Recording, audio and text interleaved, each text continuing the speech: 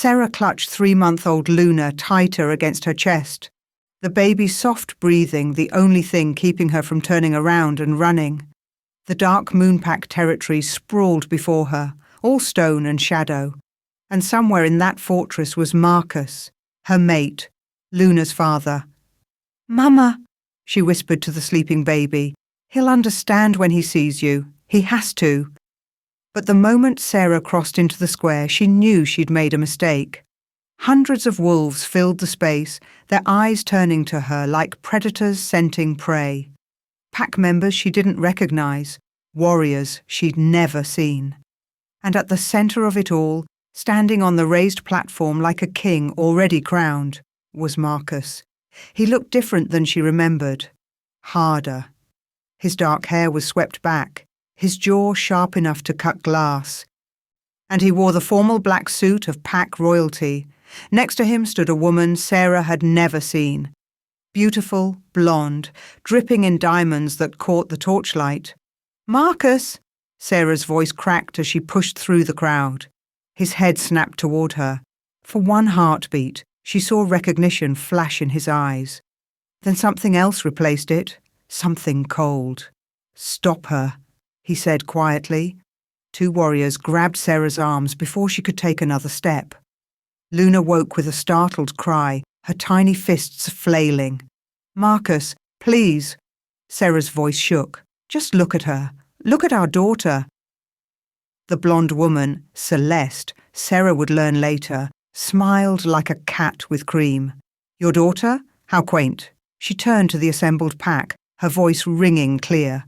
"Everyone, it seems we have entertainment before the main event. This Omega claims the Alpha Prince fathered her bastard."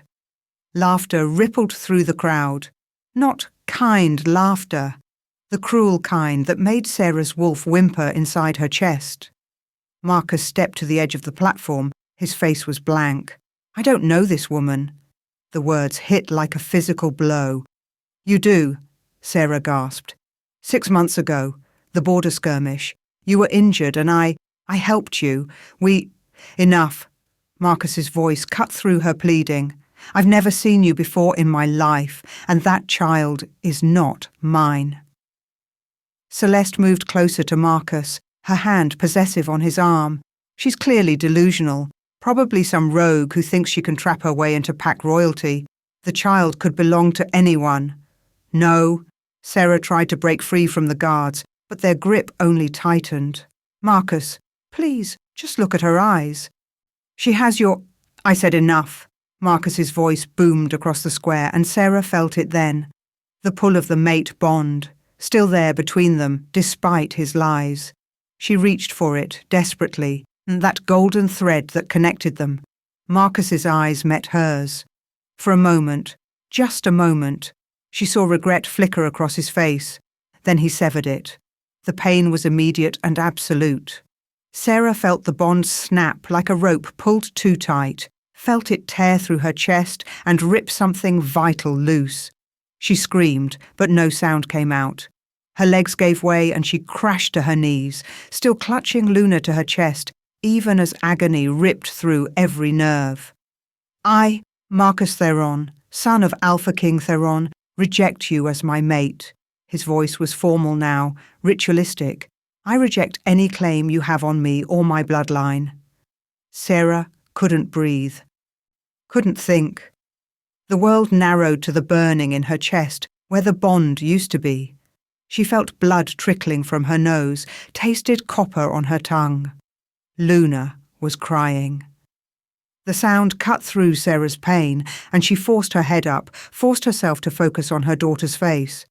That's when she saw it. Luna's eyes had opened wide with her crying, and they were glowing. Not the soft brown they'd been since birth. Gold, brilliant, unmistakable, royal gold, the exact shade that marked the Alpha King bloodline, the colour that only those of direct descent could carry.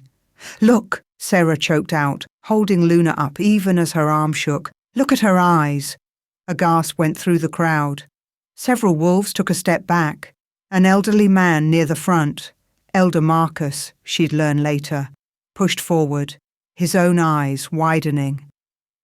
The royal gold, he breathed. That child carries nothing. Celeste's voice was sharp as a blade. She descended from the platform in 3 graceful strides. The lighting is playing tricks. Someone remove this woman from Packlands. Now. 2 of Celeste's family members, large men with dead eyes, moved to flank the elder. One of them whispered something that made the old man's face go pale. He stepped back, shaking his head, and melted into the crowd. No, please. Sarah tried to stand, but her legs wouldn't support her. The rejection was still tearing through her, and she could feel herself bleeding from more than just her nose now. Just look at her. She's his daughter. Marcus turned his back. The gesture was final, absolute. The entire pack saw their future Alpha reject a mother and child, and not a single one spoke up. Get her out of here, Celeste ordered. The guards dragged Sarah backward. She clutched Luna to her chest, the baby's cries mixing with her own. Blood dripped onto the stone beneath her, a trail marking her path as they hauled her toward the territory border. Please, she whispered, but no one was listening anymore. They dumped her just beyond the boundary line. The moment she crossed it, the last threads of her connection to the dark moonpack snapped. Sarah collapsed onto the dirt, curling around Luna, trying to protect her daughter even as everything inside her screamed. She could feel herself dying. The rejection was too strong, the severing too violent. Her wolf was howling in her mind, a keening wail of loss and betrayal. Blood soaked into the ground beneath her. I'm sorry, she whispered to Luna, pressing a kiss to her daughter's forehead. I'm so sorry, baby girl. I tried. Luna's eyes had returned to brown, but Sarah knew what she'd seen. Knew her daughter carried the truth in her blood, even if no one would acknowledge it. Her vision was greying at the edges. The scent of pine and earth filled her nose. She thought she heard footsteps, but that might have been wishful thinking. No one was coming. No one cared about a rejected Omega and her bastard child. Then she smelled it. Power, ancient and absolute. The kind of scent that made her wolf instinctively bow its head even in her dying state. Sarah forced her eyes open. Through the haze of pain, she saw a shadow detach from the trees. Not a man. A wolf. Massive, black as midnight, with eyes that glowed silver in the darkness. It moved like smoke, like death itself. And when it came close enough for her to see clearly, Sarah's heart stopped. She knew this wolf. Every pack member in North America would know this wolf. Alpha King Theron. Marcus's father, the black wolf, lowered its head, sniffing at Luna, then at Sarah. Those silver eyes fixed on her face, and Sarah saw intelligence there. Understanding. And something else. Something that looked almost like recognition. Please, Sarah whispered, using the last of her strength. Save her. She's yours. She's your... The world went dark before she could finish, but as consciousness slipped away, she felt massive jaws close carefully around the back of her neck, felt herself being lifted as gently as a pup. And the last thing she heard before everything faded was the sound of the Alpha King's howl echoing through the forest, a sound of fury and promise that made even the trees tremble. Wanting to see what would happen next? Subscribe to this channel to get to listen to more of our upcoming exciting stories. Click on the subscribe button now. Thank you. Chapter 2. Sarah woke to silk. That was her first conscious thought. Silk sheets, cool and smooth against her skin. The second thought was that she shouldn't be waking at all. She should be dead in a ditch at the border, her body already cold, while Luna cried alone in the darkness. Luna. Sarah's eyes flew open and she bolted upright, ignoring the way her head spun and her body screamed in protest. The room around her was massive, all dark wood and stone, with floor-to-ceiling windows that showed the forest stretching endlessly beyond. This wasn't the afterlife. This was worse. This was the Alpha King's palace. Your daughter is safe. The voice came from the shadows near the fireplace. Sarah's head whipped around and she saw him, Alpha King Theron.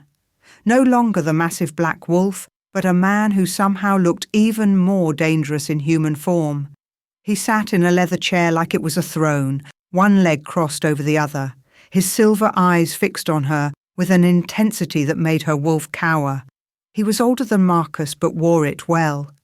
Grey threaded through his dark hair, and lines marked his face, but they only added to his authority. He wore simple black clothing, no formal regalia, but power rolled off him in waves that made the air itself feel heavy. "Where is she?" Sarah's voice came out as a rasp. "What did you do with—" "I said she's safe." Theron gestured to a door on the far side of the room. "Through there, sleeping. I had the palace healer examine her. She's healthy, despite everything." Sarah threw back the covers, realized someone had changed her into a soft nightgown, and didn't care. She stumbled toward the door, her legs still weak from the rejection. Theron didn't try to stop her. The adjoining room was smaller, warmer, with a fire burning low in the hearth. And there, in an ornate wooden cradle that probably cost more than Sarah had earned in her entire life, lay Luna. Sleeping peacefully, her tiny chest rising and falling, one small fist curled near her mouth. Sarah's knees buckled and she caught herself on the edge of the cradle, tears streaming down her face. Luna. Oh God, Luna. She reached in with shaking hands and lifted her daughter, breathing in that precious baby scent, feeling the warm weight of her.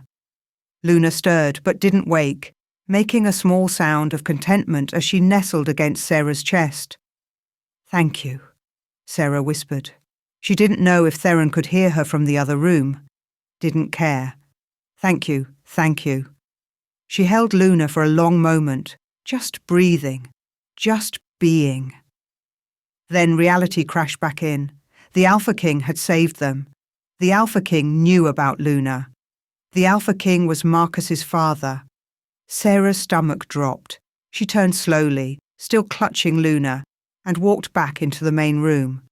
Theron hadn't moved from his chair, but his eyes tracked her every movement like a predator watching prey. "You're going to kill us," Sarah said quietly. "Aren't you? Because I claimed Marcus fathered a bastard. Because I threatened your son's position." "Sit down." It wasn't a request. Sarah sat on the edge of the massive bed, adjusting Luna so the baby stayed comfortable against her shoulder. Her whole body was tense, ready to run even though she knew there was nowhere to go. "You didn't run from an Alpha King." Theron stood and moved to a side table, pouring amber liquid into a crystal glass. He drank it in one swallow, then poured another. When he spoke, his voice was controlled, but Sarah heard the rage simmering beneath it. "Tell me what happened, every detail, and do not lie to me, girl. I'll know." So Sarah told him. She told him about the border skirmish 6 months ago, when rogues had attacked near the Eastern Territory line. She'd been foraging for herbs. She had some healing knowledge, enough to help the pack's Omega physicians, when she'd found Marcus wounded and unconscious, separated from his warriors. "He was bleeding badly," Sarah said, her voice distant as she remembered. "Head wound. I thought he might die if I didn't stop it, so I brought him to my cottage. It was close to the border, hidden. I kept him there for 2 days while he healed." She didn't tell Theron about how Marcus had woken that first night, delirious with fever, and how she'd sat with him through the worst of it. How his hand had found hers in the darkness. How when the fever broke and his eyes had opened, really opened, he'd looked at her like she was something precious. "The mate bond snapped into place on the second day," Sarah continued. "I felt it. He felt it. We both knew." "And?" Theron's voice was hard. Sarah's cheeks flushed. We gave in to it. The bond was so strong. He said he'd felt empty his whole life, and now he understood why. He said I was his, that nothing else mattered." Her voice cracked. "He promised he'd come back for me, that he'd announce me as his mate once he returned to the palace and explain to you what had happened. He said his father would understand, that true mates were sacred." Theron's jaw tightened, but he said nothing. "He left on the 3rd day," Sarah whispered. "I waited. Weeks passed. Then I realized I was pregnant. I was scared but also happy because surely when Marcus found out, he'd come for me. I sent word through the pack channels. Nothing. I sent a letter directly to the palace. Nothing. She looked down at Luna, stroking the baby's soft hair. I hid the pregnancy as long as I could. I'm small, an omega. It wasn't hard. But when Luna came, I knew I couldn't keep hiding. She needed her father.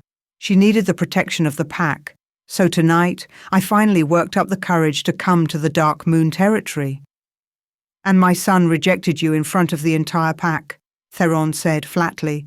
He said he'd never seen me before in his life. Sarah's voice was hollow now. He called Luna a bastard. And that woman, Celeste, she said I was lying, trying to trap him. Then Marcus severed the bond. She touched her chest, where the absence of the mate bond still ached like an open wound. I should be dead. When an alpha severs a bond that violently, it usually kills the other wolf. I don't know why I'm still alive. Because your wolf is stronger than you know, Theron said, and because you had something to live for. He nodded at Luna. Silence fell between them.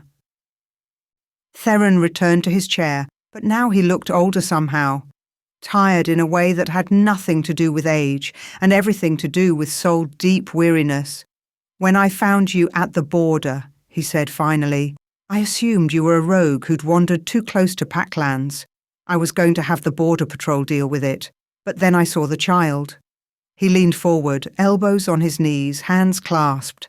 I picked her up to examine her before calling the patrol. She was so small, fragile, and when I held her, she opened her eyes. Sarah's breath caught. You saw it. The gold. I saw it. Theron's voice was rough. The royal gold is not something that can be faked or mimicked. It's ancient magic, woven into the Alpha King bloodline by the moon goddess herself. Only those of direct descent can carry it. My father had it. I have it. Marcus has it. He stood abruptly and walked to the windows, staring out at the forest beyond. When that child's eyes flashed gold, I knew 3 things immediately. First, that she carried my blood. Second, that my son was a liar. And third... He paused, his shoulders tense. Third, that Marcus had committed one of the most unforgivable sins a wolf can commit. Rejecting his true mate, Sarah whispered. Rejecting his true mate and his heir. Theron turned back to face her, and his eyes were blazing. Do you understand what this means? Marcus didn't just reject you. He rejected the future of our bloodline. That child should be announced as a princess of the Dark Moonpack. Should be celebrated, protected, raised to one-day lead. Instead, she was called a bastard and cast out to die. The rage in his voice made Sarah shrink back. But it wasn't directed at her. It was all for Marcus. I have a gift, Theron said, his voice dropping lower. All Alpha Kings do. We can see truths that others cannot. Touch someone and experience flashes of their past. The moon goddess grants us this ability so we can rule justly. He walked towards Sarah slowly. When I picked up your daughter, I saw everything. I saw Marcus in your cottage, saw the mate bond snap into place, saw his promises, and I saw him standing on that platform tonight, looking you in the eye and lying. Sarah felt tears sliding down her cheeks again. Why? Why would he do that? The mate bond, it was real. I know it was real. Because my son is a fool, Theron said harshly, because he let ambition and a beautiful face cloud his judgment. Celeste comes from one of the most powerful families in North America. An alliance with her bloodline would strengthen our pack's political position considerably. Marcus knew this, and when the time came to choose between his true mate, an omega with no family, no status, no political value, and a strategic marriage that would make him look strong, he chose power. Sarah finished numbly. He chose wrong. Theron's fists clenched. The mate bond is sacred. It's the moon goddess's gift, her way of ensuring the strongest bloodlines continue. Rejecting your true mate brings a curse. Marcus doesn't know it yet, but he will. He'll never find happiness with Celeste. The bond will eat at him. Eventually, it will destroy him. He turned away again, and when he spoke next, his voice was quieter. I know this because I made the same choice once. Sarah stared at him. What? 40 years ago, Theron said, still facing the window. I was young, newly crowned Alpha King after my father's death. I had a mate bond snap into place with a woman named Elena. She was beautiful, kind, strong. But she was also from a smaller pack, one with no political influence. My advisors told me I needed to marry strategically. There was a woman from the Silver Crest pack, powerful, connected, perfect on paper. His reflection in the window looked haunted. I rejected Elena, married the Silver Crest daughter, had Marcus with her, built an empire. He was quiet for a long moment. My wife died 10 years ago. I didn't mourn. Our marriage was cold, political, empty. And Elena, his voice cracked. Elena died alone 5 years after I rejected her. The rejection bond killed her slowly. I found out too late. Sarah's throat tightened. I'm sorry. Don't be sorry for me. I made my choice, and I've lived with it. Theron finally turned back to face her, and his eyes were fierce. But I will be damned if I let my son make the same mistake, and I will be double damned if I let my granddaughter suffer for his cowardice. Your granddaughter, Sarah repeated softly, looking down at Luna. You really believe she's yours? I know she is. Theron moved closer, and his expression softened as he looked at the sleeping baby. May I? Sarah hesitated, then carefully transferred Luna into Theron's arms. The massive Alpha King held the tiny baby like she might shatter, one large hand cradling her head. Luna stirred, opened her eyes, and they flashed gold again. Brilliant and unmistakable. A slow smile crossed Theron's face, the first real smile Sarah had seen from him. Hello, little one. I'm your grandfather. Luna reached up with one small hand and gripped Theron's finger. The Alpha King's smile widened, and for a moment he looked younger, lighter. Then his expression grew serious again. I'm going to protect her, he said, and you, but you need to understand the situation we're in. If I announce Luna as Marcus's heir right now, it will create a crisis. The pack will question Marcus's judgment. Celeste's family will retaliate. They have too much invested in this marriage alliance. There could be challenges, possibly even civil war. Sarah's blood ran cold. What are you saying? I'm saying we need time. I've already cancelled Marcus's coronation ceremony, claimed I need more time to prepare him for leadership. He and Celeste are suspicious, but they can't openly question me. Theron looked down at Luna. You and the child will stay here in my private wing. No one comes here without my permission. You'll be safe while I figure out how to fix this mess my son created. And then what? Sarah asked. You acknowledge Luna eventually? Eventually? Theron's eyes met hers. Girl, I'm going to do more than acknowledge her. I'm going to make sure Marcus faces consequences for what he's done. But I need to be strategic about it. The pack is everything. If I move too quickly, I put Luna in more danger, not less. It made sense. Sarah hated that it made sense, but she could see the logic. How long? A few weeks? Maybe a month? Long enough for me to shore up loyalties, isolate Celeste's family, and prepare the pack for the truth. He handed Luna back to Sarah carefully. Can you be patient that long? Sarah looked at her daughter, thought about the alternative, running, hiding, always looking over her shoulder. I can be patient. For her. Good. Theron moved toward the door, then paused. Sarah, you should know that you're stronger than you think. Surviving a rejection bond from an alpha, especially one as violent as Marcus, made it. Most wolves would be dead. But you're still here, still fighting. Your daughter is lucky to have you. Before Sarah could respond, he was gone. She sat in the massive room in the Alpha King's palace, holding the granddaughter of the most powerful wolf in North America, and wondered how her life had become so impossibly complicated. Luna stirred in her arms, making small, hungry sounds. "I know, baby," Sarah murmured. "I know, let me feed you." She was settling into a chair to nurse when she heard voices in the hallway. Her whole body tensed, Wolf rising to the surface protectively, but then she recognized one of the voices. Theron. Angry. "What are you doing in this wing, Celeste? I told Marcus this area's private." "My apologies, Alpha King." Celeste's voice was smooth as honey. "I was looking for you. Marcus said you'd cancelled the coronation ceremony. We're concerned.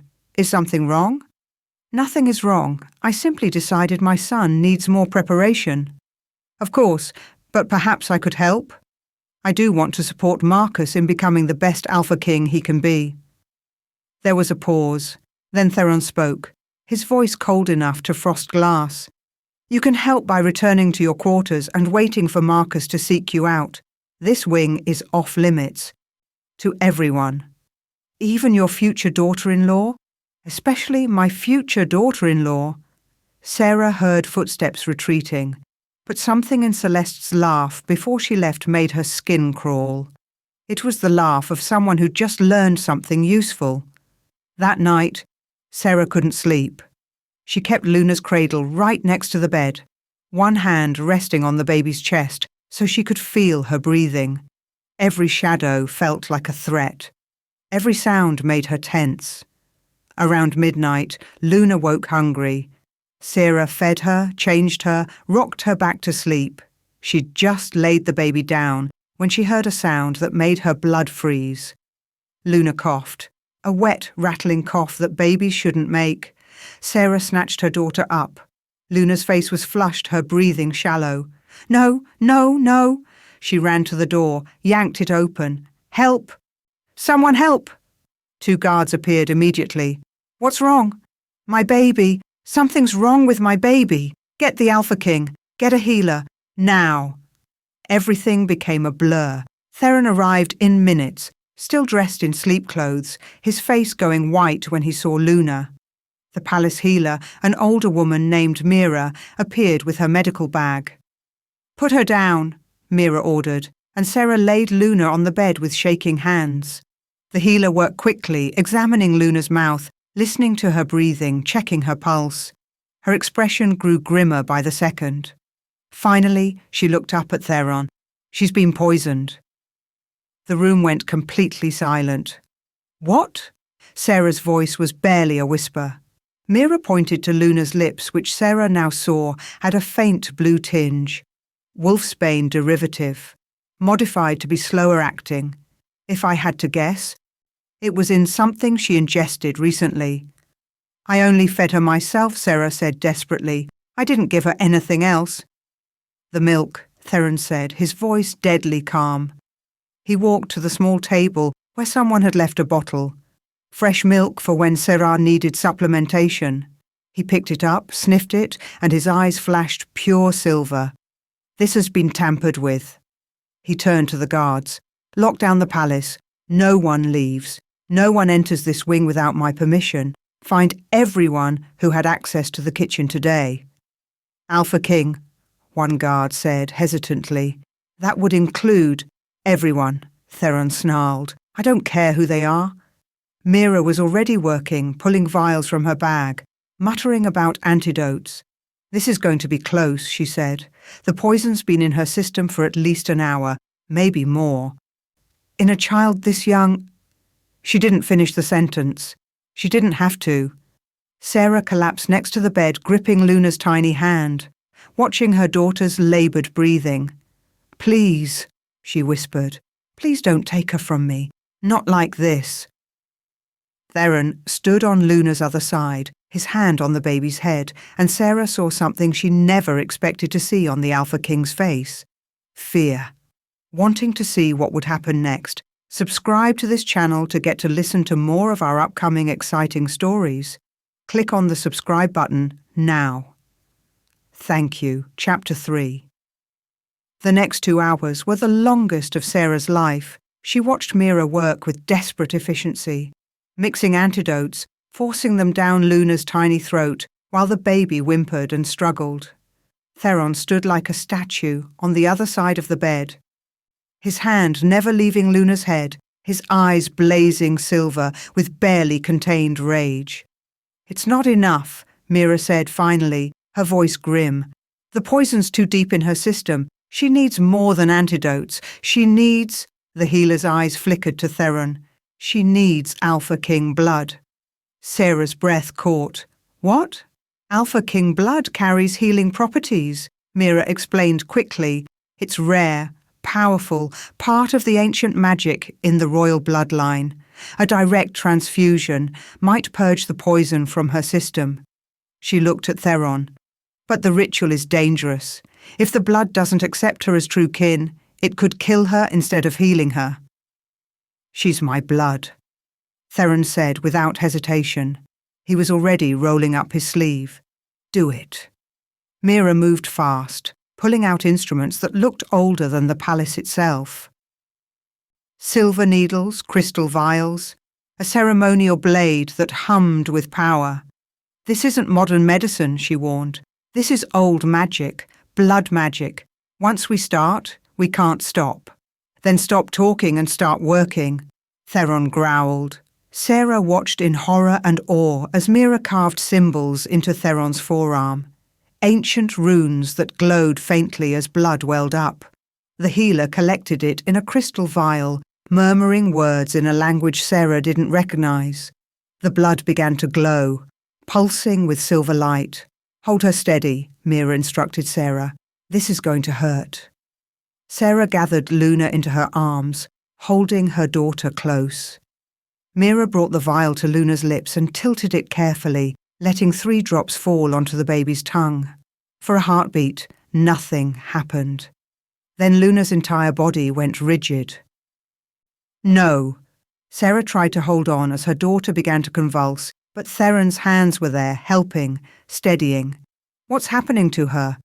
"The blood is fighting the poison," Mira said, her own hands moving in intricate patterns above Luna's body.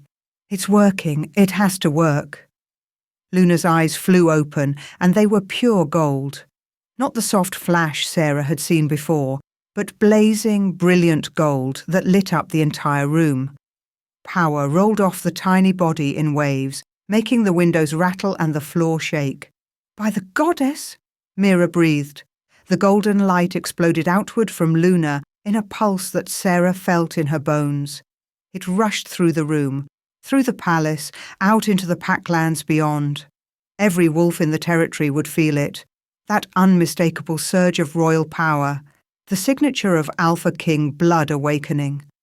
Then, just as suddenly as it started, it stopped.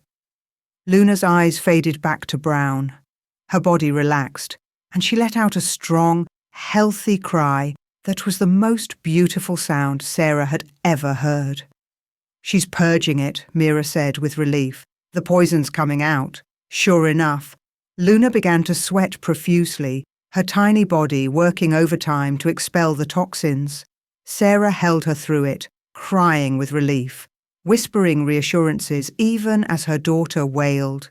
"She's going to be all right," Mira confirmed after another examination. "The Alpha King's blood accepted her, saved her." The healer looked at Theron with something like reverence. "She truly is your granddaughter, Your Majesty. There's no doubt now."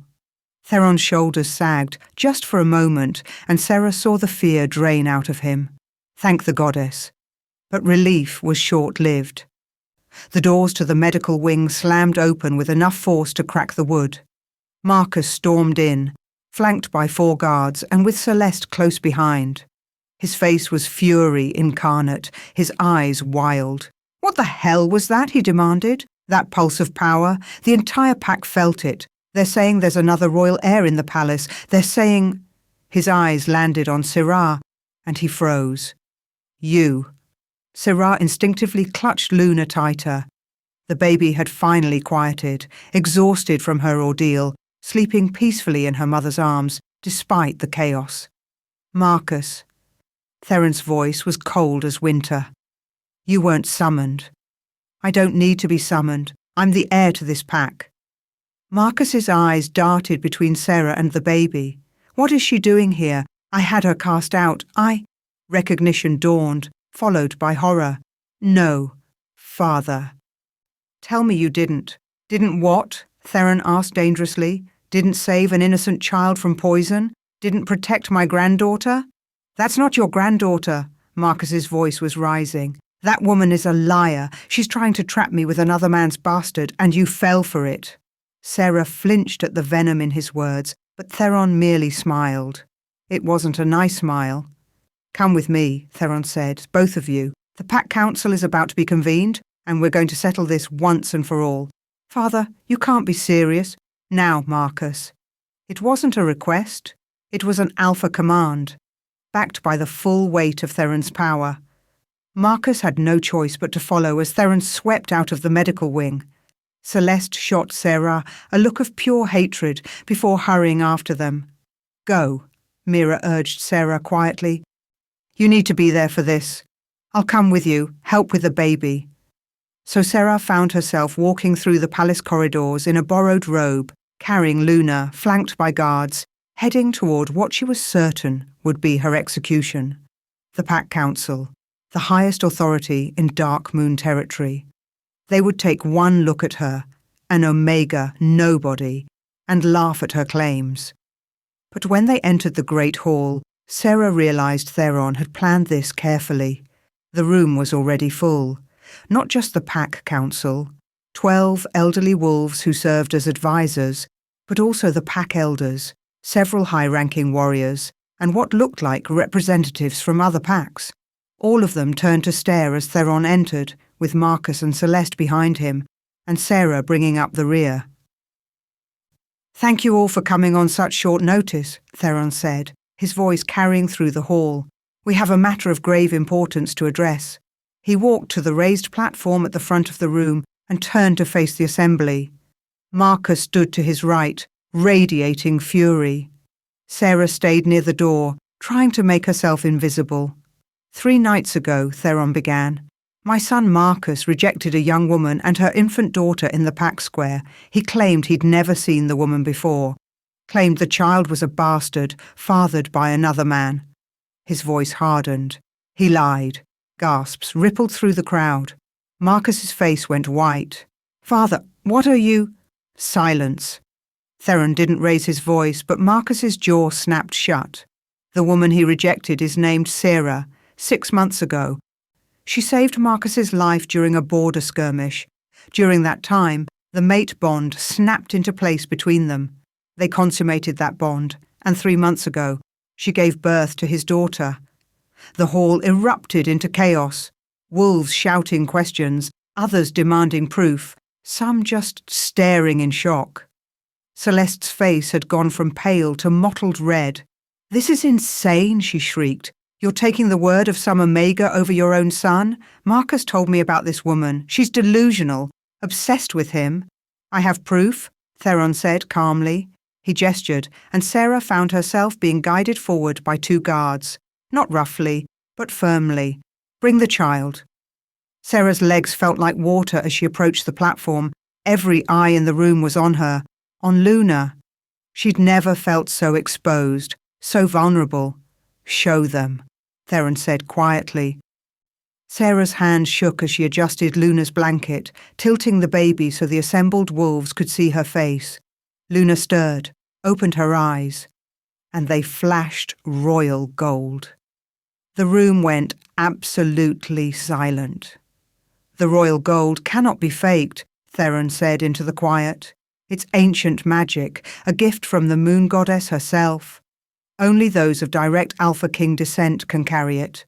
My granddaughter carries it, because she is Marcus's daughter. No, Marcus's voice cracked. It's a trick, some kind of magic. Father, you can't believe. I can, and I do. Theron turned to face his son fully. I used my gift, Marcus. I saw everything. I saw you with this woman, saw the mate bond, saw your promises, and I saw you break every single one of them. Marcus looked like he'd been struck. Around them, the council members were muttering among themselves, some looking horrified, others calculating. Then prove it, Celeste said suddenly. She stepped forward, her chin high despite the fear in her eyes. If you're so certain, Alpha King, then prove it beyond doubt. Use the blood ritual. A cold smile crossed Theron's face. I was hoping you'd suggest that. Sarah had heard of the blood ritual but never seen one performed. It was ancient magic, rarely used because of its power and finality. The ritual could prove parentage beyond any doubt, but it required blood from both the claimed parent and the child, mixed in a sacred ceremony that would either confirm or deny the connection. You can't be serious, Marcus said, but his voice had lost its conviction. Father, the blood ritual is barbaric, outdated. It's also absolute, Theron countered. If you're so certain this child isn't yours, you should welcome the opportunity to prove it. He looked at the council. All in favour of performing the blood ritual?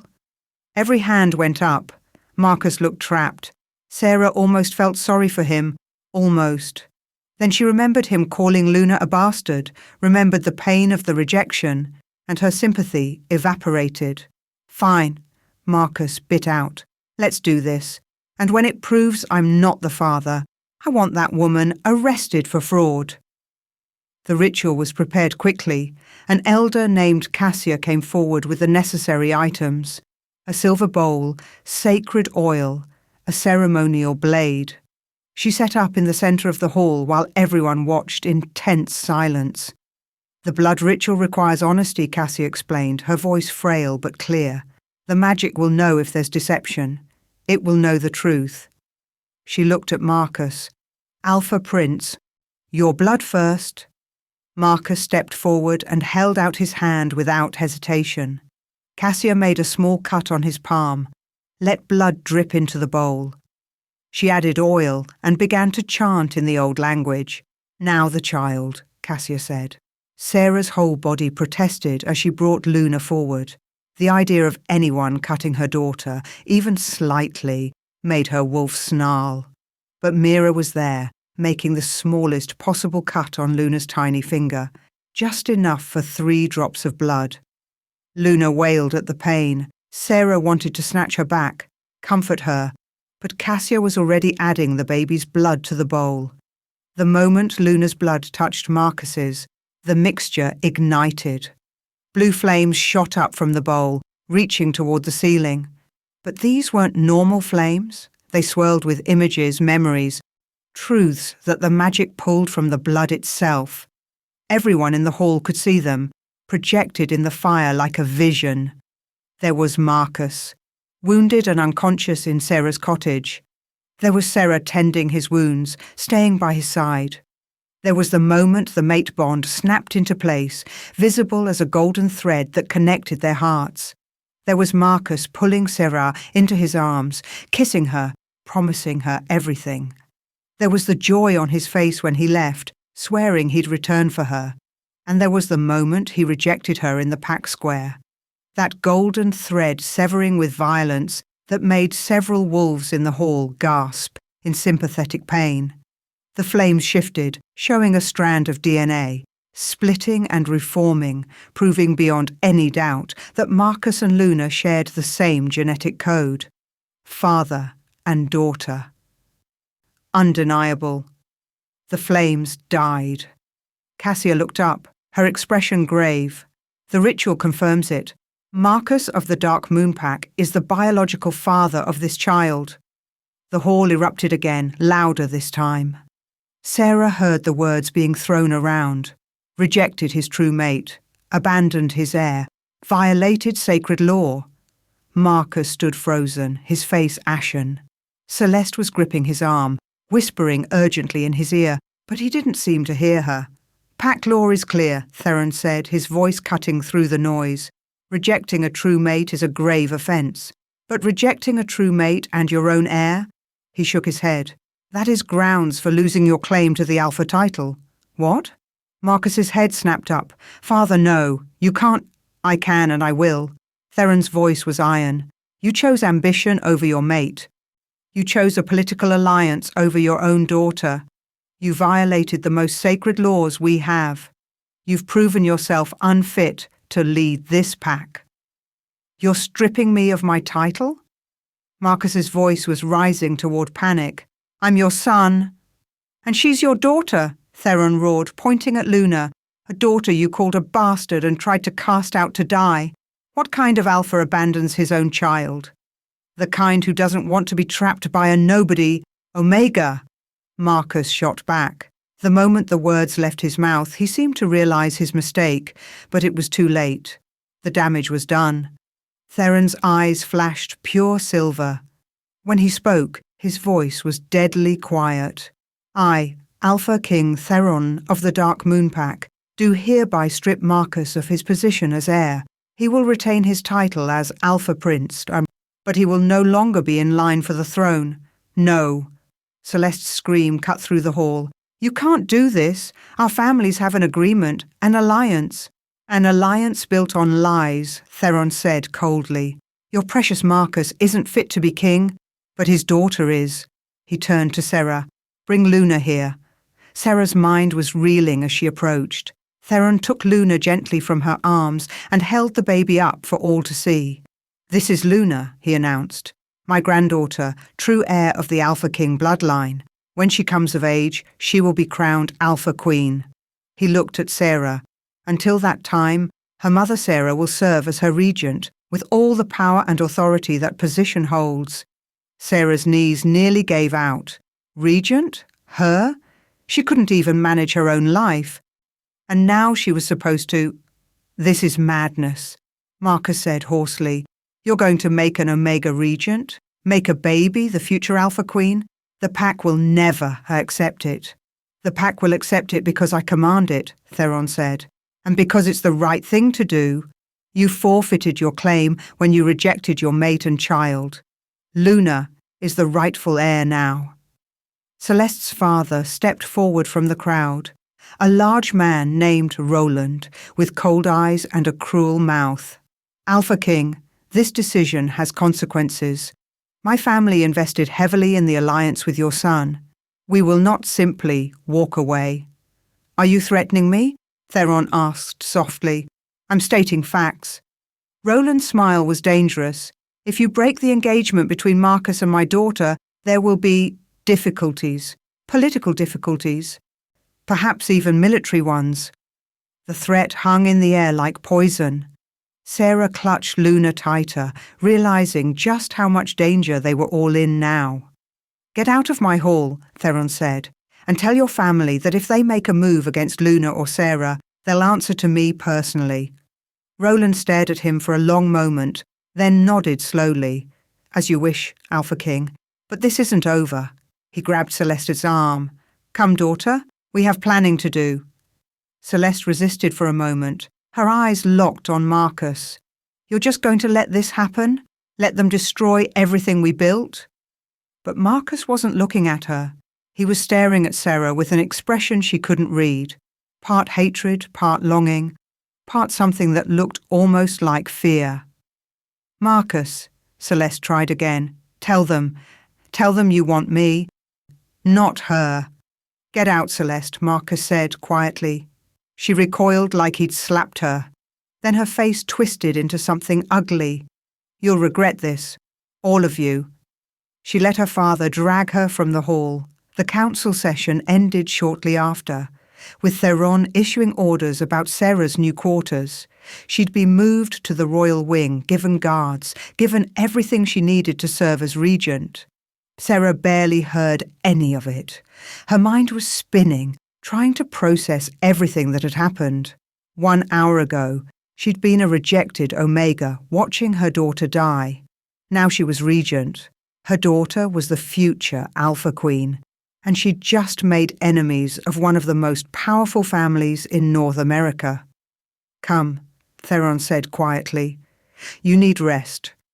We'll discuss details tomorrow. Sarah let herself be led away.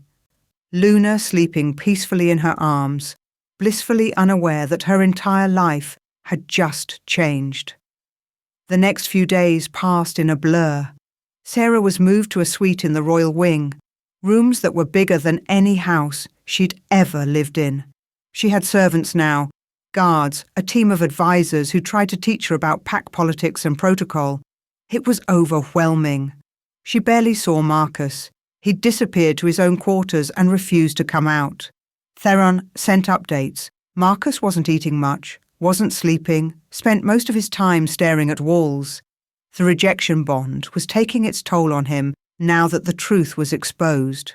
Sarah tried not to care, tried to focus on Luna, on learning her new role, on survival, but sometimes late at night she'd feel a phantom pain in her chest where the bond used to be, and she'd wonder if Marcus felt it too. On the fourth night she got her answer. Sarah had just put Luna down in her cradle, was climbing into her own massive bed, when she heard a sound at her door.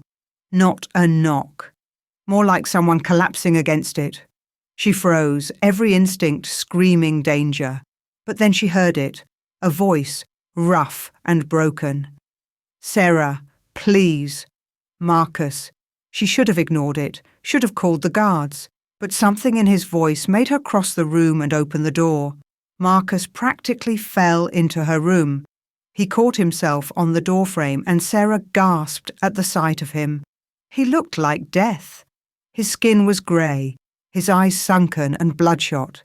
His hair was matted with sweat, but worst of all was the blood.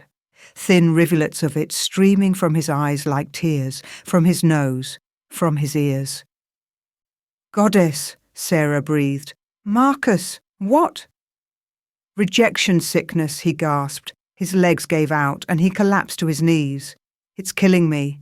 The bond. I can feel it eating away at me from the inside. Every day it gets worse." He looked up at her with eyes full of agony. "Please, Sarah. I know I don't deserve it. I know I'm a bastard and a coward and everything else you think I am. But please, you're the only one who can save me." "I don't understand," Sarah said, even though part of her did. "The rejection bond," Marcus choked out. "When an alpha rejects their true mate, it starts killing them. Slowly at first, then faster. The only cure is—" He coughed, and more blood spattered the floor. "The only cure is if the mate accepts them back, restores the bond. But it has to be willing. It has to be real." He crawled forward on his hands and knees until he was right in front of her, then pressed his forehead to her feet. "I'm begging you," he whispered. "Please, Sarah, accept me back. Restore our bond. I'm sorry. I'm so sorry for everything. I was wrong. I was a fool. I chose wrong, and I know it now. Please, I don't want to die like this." Sarah stood frozen, looking down at the man who'd rejected her, who'd called her daughter a bastard, who'd left her to die, the man who was now bleeding and broken at her feet, begging for the mercy he'd never shown her. Luna began to cry in her cradle, responding to the distress in the room. And Sarah realized she had a choice to make, the most important choice of her life. If you're still listening to this story up to this point, why don't you subscribe to this channel to continue getting impactful daily stories like this? We would be most grateful if you can do that to help boost this video to reach everyone. Thank you. Chapter 4. Sarah stared down at Marcus, bleeding and broken at her feet, and felt nothing but a cold, hollow rage. "Get out," she said quietly. Marcus's head snapped up, fresh blood streaming from his eyes. "Sarah, please. I'm dying." "I know." Her voice was flat. "I felt it when you severed our bond. I felt my insides tearing apart. I felt myself bleeding out on that cold ground while your pack watched and did nothing. So, yes, Marcus, I know exactly what dying feels like. I'm sorry. Sorry doesn't fix this." Sarah stepped back, putting distance between them. Luna was wailing in her cradle now, sensing her mother's distress. "You had a choice that night. You chose Celeste. You chose power. And now you want me to save you from the consequences?" "I know I don't deserve it." Marcus's whole body was shaking. "But Luna, think about Luna. If I die, she'll be hunted. Every rival pack in North America will come for an infant alpha queen. At least if I'm alive, I can protect her. I can—" He coughed violently, more blood spattering the marble floor. I can be the father I should have been from the start. You should have thought of that before you called her a bastard. Sarah turned her back on him and went to Luna, lifting her daughter from the cradle. The baby quieted immediately in her arms, those big brown eyes, not gold now, just innocent and trusting, looking up at her mother. Behind her, she heard Marcus collapse fully to the floor. I can't get up, he whispered. Sarah, I can't even stand anymore. The sickness, it's in my bones now. Another day, maybe 2, and it'll reach my heart. Please, I'm begging you. Guards, Sarah called. 2 warriors appeared immediately at her door. They took in the scene, their alpha prince bleeding on the floor of the regent's quarters, and their hands went to their weapons. Take him to the medical wing, Sarah ordered, surprised by how steady her voice was, and inform the Alpha King that his son needs care. Sarah, no. Marcus tried to reach for her but couldn't lift his arm. Don't send me away. We need to talk. I need to explain. There's nothing to explain. You made your choice. Now live with it. She looked at the guards. Go, now. They hesitated for only a moment before hauling Marcus up between them. He was still trying to speak, to plead. But Sarah had already turned away, focusing all her attention on Luna. She didn't watch them take him. After they left, Sarah sank into a chair, still holding her daughter, and let herself shake. The rage was fading, leaving behind something worse, a bone-deep exhaustion and a fear that made her stomach clench, because Marcus was right about one thing. If he died, Luna would be hunted. A soft knock at the door. Sarah, may I enter? Theron, come in, she called. The Alpha King entered, his face grave. He took one look at the blood on the floor and sighed. So, he came to you. He wants me to restore the bond, save his life. Sarah's voice was bitter. After everything he did, he has the audacity to ask me for mercy. Theron moved to the window, staring out at the moonlit forest. The rejection sickness will kill him in 2 days. 3 at most. I've seen it before. It's not a good death. And I should care because? Because you're not cruel, Sarah. You're angry, rightfully so. But you're not cruel. Theron turned to face her. And because as much as I hate to admit it, my son was right. If Marcus dies, Luna becomes a target. Sarah's grip on her daughter tightened. What do you mean? An infant alpha queen with no father, raised by an omega regent with no political connections? Theron shook his head. Every ambitious pack in the country will see an opportunity. They'll challenge Luna's claim. Some will try to marry into the line by force. Others will simply try to eliminate her and take the throne for themselves. His eyes met hers. I'm strong, Sarah, but I'm not immortal, and I have enemies. If they think they can get to the throne through a helpless baby, they will. So you want me to save him? Sarah's voice was hollow. Tie myself forever to a man who rejected me, who humiliated me, who tried to leave our daughter to die. I want you to survive, Theron said quietly. I want Luna to survive. And I want you to make the choice that gives you both the best chance at a future. Before Sarah could respond, there was another knock at the door. She was beginning to hate that sound. Yes? She called wearily. A servant peeked in. Forgive the intrusion, Regent. Lady Celeste requests an audience. Every muscle in Sarah's body went tense. Absolutely not. She says it concerns the Alpha Prince's condition. She says she has information you need. Sarah looked at Theron, who shrugged slightly. Your choice, he said, but I'd be curious what she has to say. Against her better judgment, Sarah nodded. 5 minutes, and guards stay in the room. Celeste swept in moments later, looking immaculate as always despite the late hour. Her blonde hair was perfect, her dress expensive, her smile sharp as glass. She didn't even glance at Theron. Sarah, she purred. Thank you for seeing me. You have 5 minutes talk. Celeste's eyes flickered to Luna, and something predatory crossed her face.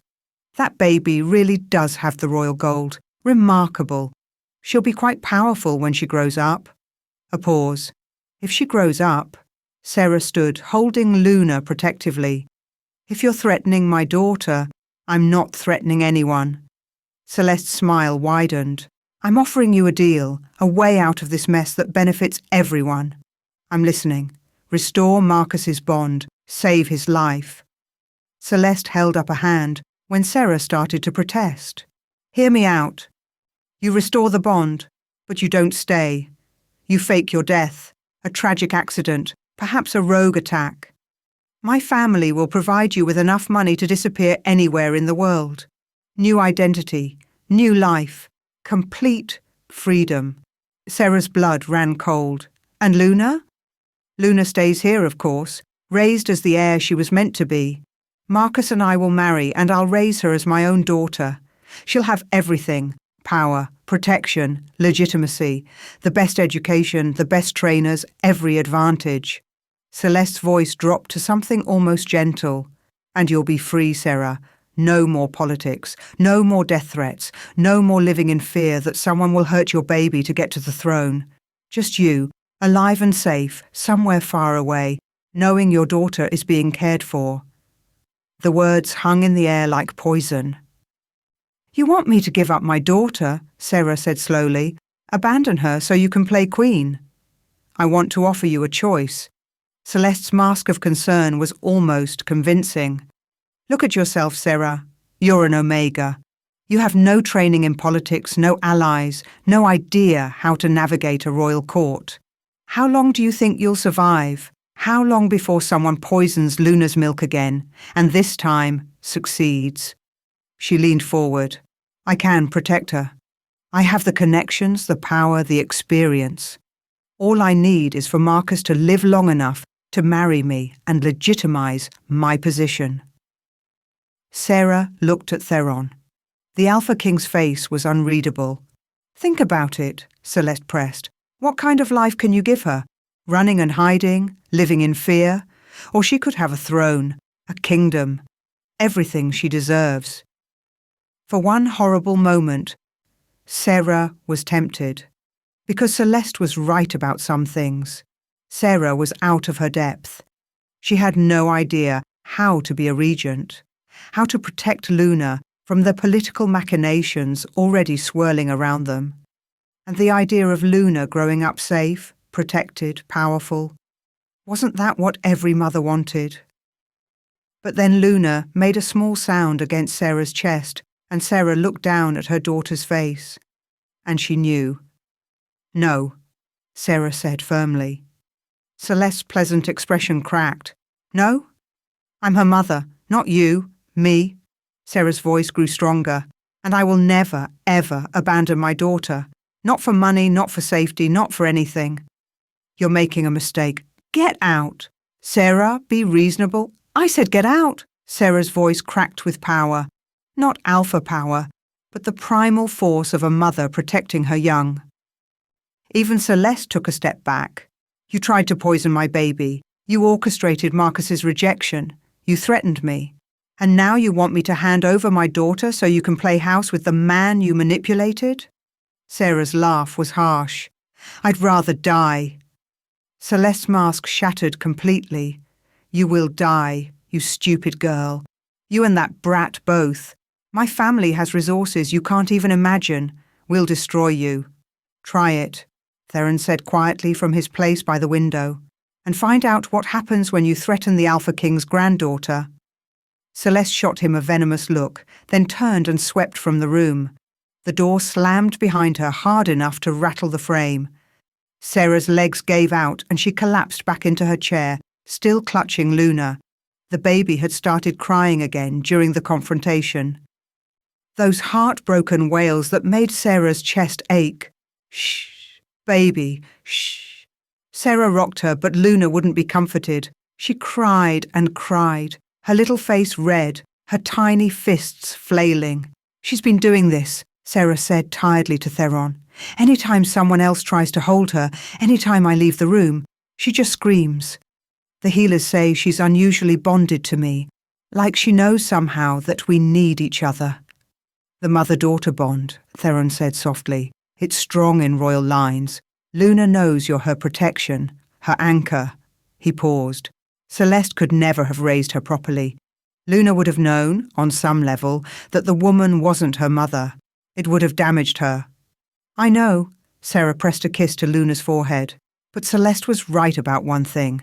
I have no idea what I'm doing. I don't know how to protect her from what's coming.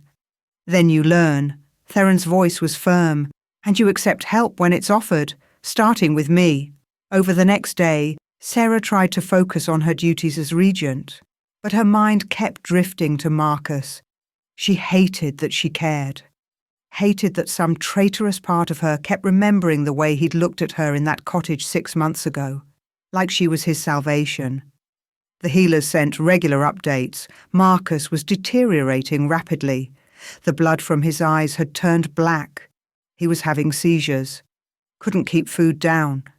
His wolf was dying, they said, which meant the man would follow soon. Sarah told herself it didn't matter. Let him die. Let him face the consequences of his choices. But that night, when she tried to sleep, she dreamed of him. Saw him as he'd been in her cottage. Vulnerable, grateful, gentle.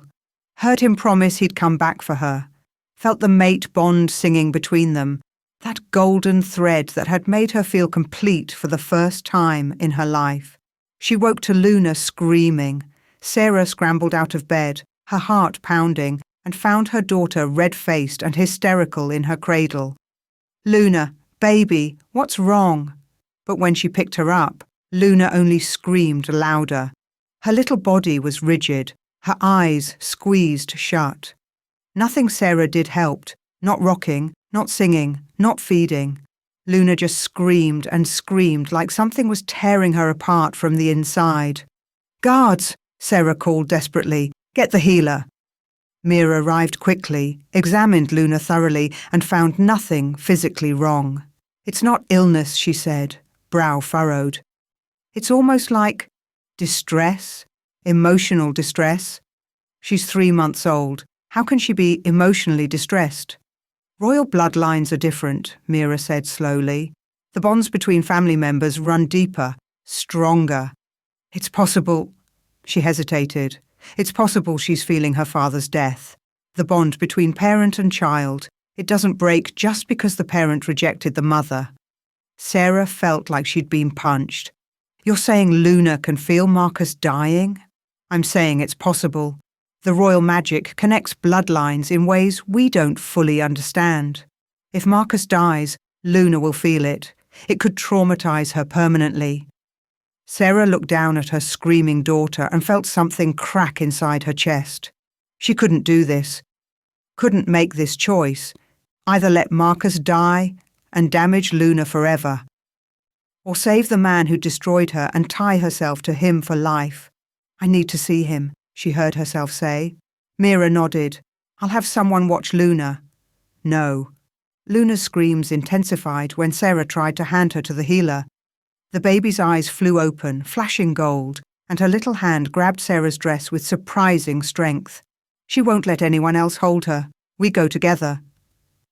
They made their way through the quiet palace halls, Sarah, Luna, Mira, and 4 guards, to the medical wing, to Marcus's room. The smell hit her first. Sickness. Death. Sarah's wolf whimpered at the scent. Marcus lay in a bed that looked too large for his wasted frame. The strong, arrogant alpha prince was gone. In his place was a dying man, his skin grey, his breathing laboured. Black blood crusted around his eyes and nose and ears.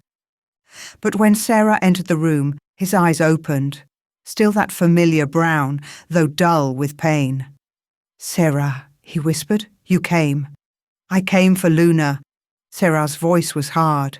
She won't stop crying. The healer says she can feel you dying. Something like agony crossed Marcus's face. I'm sorry she has to feel this. I never meant, he coughed, and more black blood came up. I never meant to hurt either of you. Then why did you? The question burst out of Sarah before she could stop it. Why Marcus? If the mate bond was real, if you felt what I felt, how could you reject us? Because Celeste threatened to kill you. The words hung in the air like a bomb. Sarah stared at him. What? After I left your cottage. Marcus's voice was barely audible. I went back to the palace. I was going to tell my father everything. Announce you as my mate. I was so happy, Sarah. For the first time in my life, I felt like I had a purpose beyond duty. His eyes closed. But Celeste's father was waiting. He knew. Somehow he knew about us. And he told me that if I didn't reject you and marry Celeste as planned, they'd have you killed. Make it look like a rogue attack. I'd never even know it happened. Sarah felt the world tilt. You're lying. I'm not. I swear on my wolf, I'm not. Marcus's voice cracked. Her family has assassins, connections. They could have killed you any time and no one would have questioned it. You were nobody, Sarah. Just an omega in a small cottage near the border. Who would have cared? So you rejected me to protect me? Sarah's voice was sharp with disbelief. That's your excuse? I thought if I rejected you publicly, if I made it clear I wanted nothing to do with you, Celeste's family would leave you alone. You'd be safe. I thought. He coughed again. I thought I was saving your life. By destroying it instead? Yes. Marcus's eyes opened again, and they were full of self-hatred. I was a coward. I should have fought for you, should have stood up to them. But I was scared, Sarah. Scared of losing you. Scared of my father's reaction. Scared of what it would mean to marry an omega when everyone expected me to make a political match. His voice dropped to a broken whisper. I chose wrong. I chose fear over love. And now I'm dying for it. Sarah wanted to hate him, wanted to walk away and let him die. But some part of her, the part that had loved him in that cottage, that had believed his promises, that part was screaming that he was telling the truth.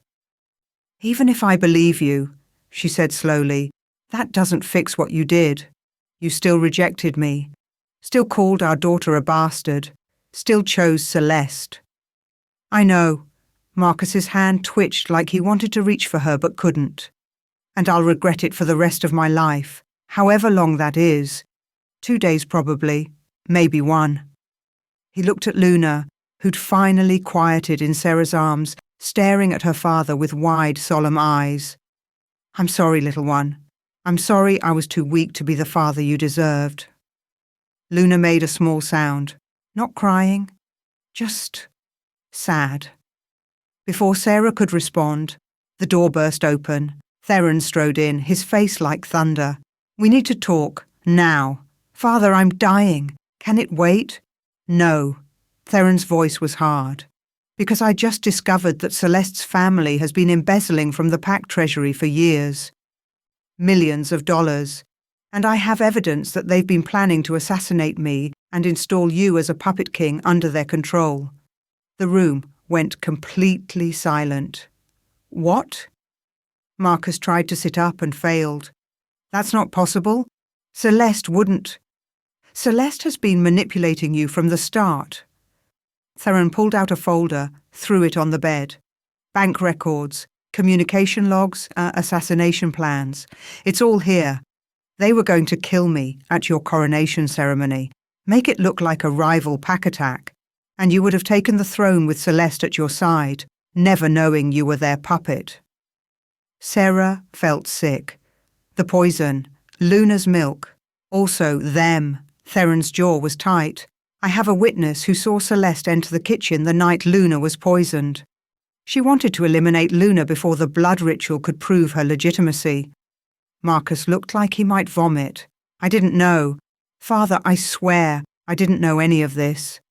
I know you didn't. You were too busy being manipulated to see what was happening. Theron turned to Sarah. There's going to be a grand pack trial. Celeste's entire family will be charged with treason, embezzlement, and attempted murder. I'll need you to testify. Tell them what happened with Luna. When? Sarah asked. Tomorrow. The council is already assembling. Theron's expression softened slightly. I know this is a lot to ask. But we need your testimony to prove they tried to kill a royal heir. I'll do it, Sarah said, for Luna. The trial was held in the Great Hall, packed with wolves from across the territory. Celeste's family sat in chains on one side. Her father Roland, her brothers, several cousins.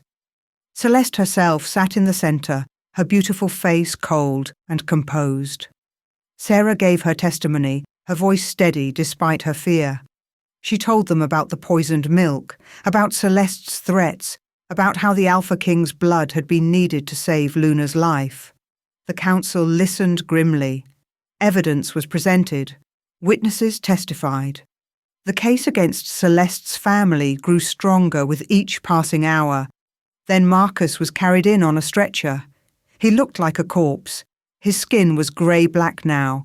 His breathing rattled. But his eyes were clear as he looked at the assembled council. "I want to testify," he said hoarsely. "Marcus, you're dying." Theron started. "That's why I need to speak now." Marcus's gaze found Celeste. "You used me. From the very beginning, you used me. I thought you cared about me. Thought we were building something together. But I was just a stepping stone to power for you and your family." Celeste's mask finally cracked. "You were supposed to be strong," she hissed. "Instead you're weak, pathetic, pining after some Omega nobody when you could have had everything." "I had everything," Marcus said quietly. "And I threw it away because I believed your lies." He looked at Sarah. "I threw away the only thing that ever mattered." The council deliberated for less than an hour, guilty on all counts. Treason, embezzlement, attempted murder of a royal heir. "The sentence is exile," Theron announced. "Celeste's family is hereby stripped of all titles, lands and holdings. You have 24 hours to leave Dark Moon territory. If any of you return, you will be executed on sight."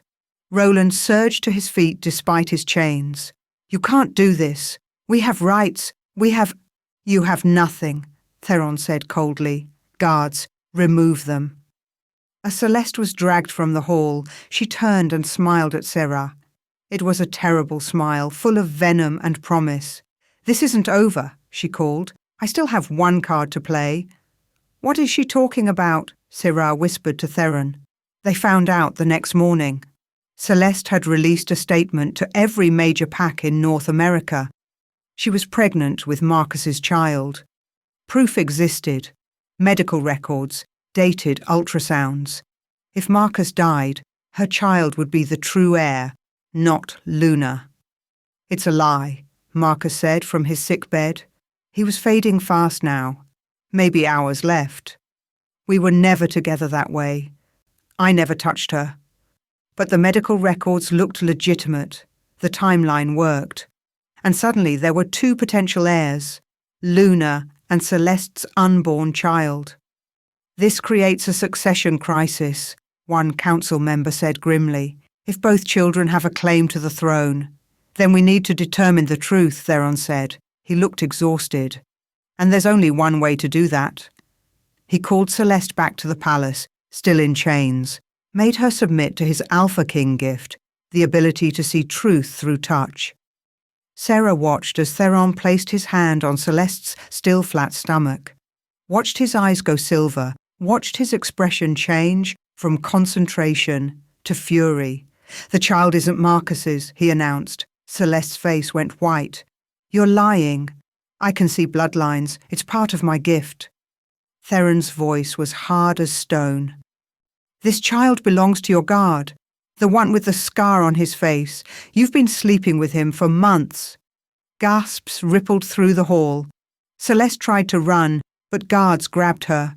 "You tried to pass off a bastard as the heir to the Alpha King throne," Theron continued. "That's not just treason.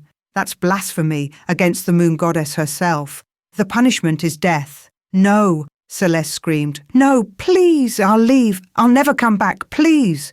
Theron looked at her without mercy. "You tried to murder my granddaughter. You manipulated my son. You stole from my pack. And now you try to corrupt the royal bloodline with lies." He turned to the guards. "Take her to the border. Execute her there." Make sure everyone sees what happens to those who threaten the Alpha King's family." Celeste's screams echoed through the palace as they dragged her away. Sarah felt no satisfaction, just exhaustion. "It's over," she said quietly. "Not quite," Theron replied. "Marcus is still dying, and you still haven't decided what to do about it." Sarah looked at Marcus, at the man who'd both destroyed her and tried to protect her in his own broken way. The man who was Luna's father, the man who was running out of time. "I need to talk to him," she said, alone. Everyone filed out of Marcus's room until it was just Sarah, Luna, and the dying Alpha Prince.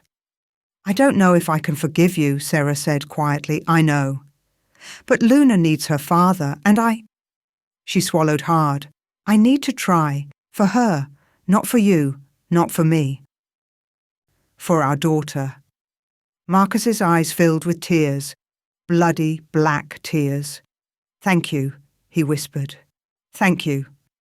Sarah moved closer to the bed, Luna in her arms. "I don't know if this will work. The bond has been severed.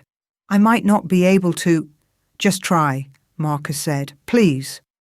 Sarah took a deep breath and placed her free hand on Marcus's chest, right over his heart. She closed her eyes and reached for that golden thread that had once connected them, that mate bond the moon goddess had forged. She found it, broken, tattered, barely there.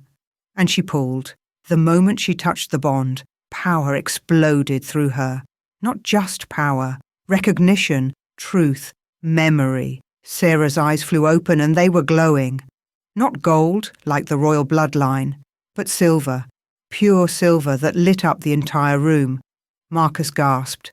"Your eyes, Sarah. Your eyes!" But Sarah couldn't speak. Her mind was filled with images, memories that weren't hers.